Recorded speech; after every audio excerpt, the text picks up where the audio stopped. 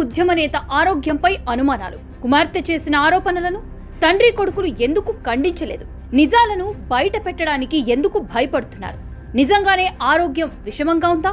అందుకే ప్రభుత్వం కూడా జాలి చూపించిందా?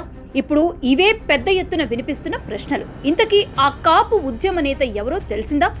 ఆయన ఎవరో కాదు, ముద్రగడ పద్మనాభరెడ్డి. 2024 ఎన్నికలకు ముందు వరకు ముద్రగడ పద్మనాభం అంటే కాపు ఉద్యమ నేతగా ఓ గుర్తింపు.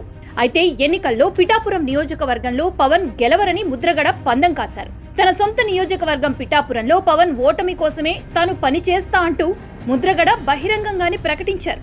పవన్ గెలిస్తే పేరు మార్చుకుంటా అని శపథం కూడా చేశారు. ఎన్నికల్లో కూటమి గెలుపు, పిఠాపురంలో పవన్ భారీ మెజారిటీతో గెలవడంతో అధికారికంగా ముద్రగడ పద్మనాభరెడ్డి అంటూ పేరు మార్చుకుని గెజెట్ నోటిఫికేషన్ కూడా చేయించుకున్నారు. కాపు ఉద్యమ నేతగా గుర్తింపు తెచ్చుకున్న ముద్రగడ వైసీపీకి అనుకూలంగానే వ్యవహరించారు. ఇక తొలి నుంచి టార్గెట్ చంద్రబాబు అన్నట్లుగా రాజకీయాలు చేశారు. టీడీపీ అధికారంలో ఉన్నప్పుడు మాత్రమే కాపు రిజర్వేషన్ల గురించి ప్రస్తావించారు. అయితే తప్పు కాంగ్రెస్ వైసీపీ అధికారంలో ఉన్నప్పుడు మాత్రం కాపుల మేలు గురించి పల్లెత్తు మాట అన్న పాపాన పోలేదు. చంద్రబాబు ప్రభుత్వ హయాంలో తుని సమీపంలో భారీ ఎత్తున బహిరంగ సభ నిర్వహించిన కాపు నేతలు తుని రైల్వే స్టేషన్ సమీపంలో రత్నాచల్ ఎక్స్ప్రెస్ రైలుకు నిప్పు పెట్టారు. దీనిపై రైల్వే పోలీసులు కేసు కూడా నమోదు చేశారు. ఆ తర్వాత కాపుకి చంద్రబాబు 5% రిజర్వేషన్ అవకాశం కల్పించారు. కానీ జగన్ అధికారంలోకి వచ్చిన తర్వాత దానిని రద్దు చేశారు. అయినా సరే ముద్రగడ మాత్రం నోరెత్తలేదు. వైసీపీ నేతల అడుగులకు మడుగులు వత్తిన ముద్రగడ మళ్లీ సరిగ్గా ఎన్నికల సమయంలో కాపులకు చంద్రబాబు ద్రోహం చేశాడంటూ గగ్గోలు పెట్టారు.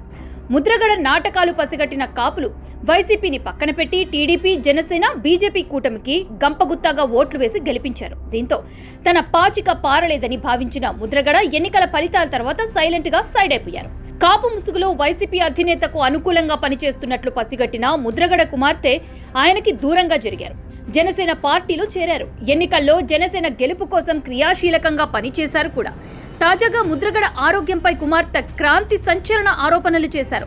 కొంతకాలంగా ముద్రగడ క్యాన్సర్తో బాధపడుతున్నారని వెల్లడించారు. తండ్రి ఆరోగ్య పరిస్థితిపై కుమార్తె క్రాంతి ఆందోళన వ్యక్తం చేశారు. క్యాన్సర్తో బాధపడుతున్న తండ్రికి తన సోదరుడు సరైన చికిత్స కూడా చేయించడం లేదని క్రాంతి ఆరోపించారు. కొద్ది రోజులుగా ముద్రగడ క్యాన్సర్తో బాధపడుతున్నారని, ఆయనకి సరైన చికిత్స చేయించడం లేదని సోషల్ మీడియాలో పోస్టు చేశారు. తన తండ్రిని కలిసేందుకు వచ్చిన వైసీపీ మాజీ ఎమ్మెల్యేని కూడా తన సోదరుడు గిరి, అతని మామ అడ్డుకున్నారని, కలిసేందుకు అనుమతించలేదని కూడా క్రాంతి ఆరోపించారు. చివరికి బంధువులు, సన్నిహితులకు కూడా ఎలాంటి సమాచారం ఇవ్వడం లేదని క్రాంతి వెల్లడించారు. ముద్రగడను బంధించారని ఆరోపించిన క్రాంతి ఒంటరిగానే ఉంచుతున్నారన్నారు. చివరికి సమీప బంధువులను కూడా ముద్రగడ దగ్గరకు వెళ్లనివ్వడం లేదన్నారు. రాజకీయ కారణాల కోసం ఇలా చేస్తుంటే మాత్రం సోదరుడు గిరికి తగిన గుణపాఠం చెప్తానని వార్నింగ్ ఇచ్చారు. గతంలో ముద్రగడ బాగోగులు చూసుకున్న క్రాంతి రాజకీయంగా విభేదించి జనసేనలో చేరిన తర్వాత తండ్రికి దూరమయ్యారు. నాటి నుంచి ముద్రగడ పద్మనాభరెడ్డికి క్రాంతికి మధ్య ఎలాంటి సంబంధాలు లేవు. ఈ నేపథ్యంలో క్రాంతి తండ్రి ఆరోగ్యంపై పెట్టిన పోస్ట్ సంచలనంగా మారింది.